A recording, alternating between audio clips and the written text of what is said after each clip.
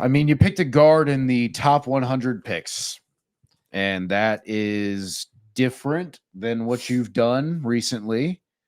And I'm gonna that's the really nice thing. That's the nice thing I have to say about that.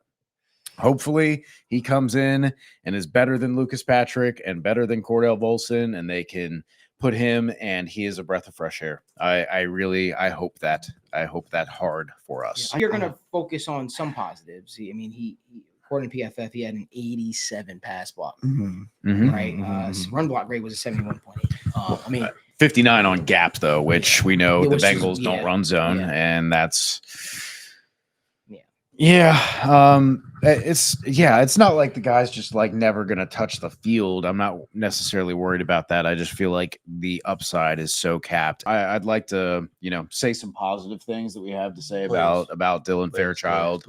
PFF has 3 positives. Let's go. Well-taught interior pass protector. Nice. Keeps your feet moving and gets good angles in the run game. How does legs work? And you're quick out of your stance.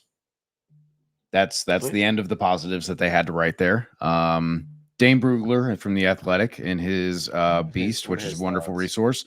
Quite a few more positives that he found there. Stout muscular frame, weight room freak. Okay. Wrestling background we talked about. Real gritty. We know the Bengals love their glass eaters. Gritty. That's a fun one.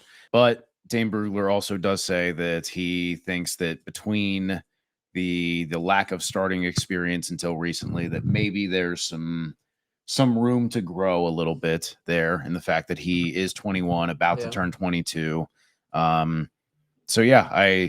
You hope from a big program, from a guy with a wrestling background, that he's going to understand leverage well and be able to maximize the strength that he clearly has. One thing I'm curious to see, and I'm sure this is going to come out, but I'm curious to see what Mims, and obviously we don't know if he has any pull with their team, but I'm curious to see if he had a positive, reflection of Dylan Fairchild. I'm curious to see, if he was a major fan of him, if that was somebody that he looked at, through his time at Georgia. I mean, he spent multiple years with them. If he liked him, and if it was something positive, I'm curious to go back and rewatch the film from last year. Obviously, he only played, 100-something snaps right next to Mims, but is that a positive? So I think you add depth to the line, and but it's also, I don't know. It's better than nothing. He is going to. I'm very confident. Looking at the room right now, if they don't add in free agency, there's a chance he gets time this year. And that's I've been very adamant about, no matter what, it's very easy to be better than the offensive lineman that we've put out on the field. And I do think it's very possible that Dylan Fairchild still fits that mold, which is good, which is at the end of the day is positive no matter what. So that's my positiveness about it. But honestly, I mean, I like the pick. Listen, I could tell you right now, man, I'm grateful that they drafted a Georgia, an SEC lineman too. I did not want one of these guys from North Dakota State or something like that. I'm like, he's coming in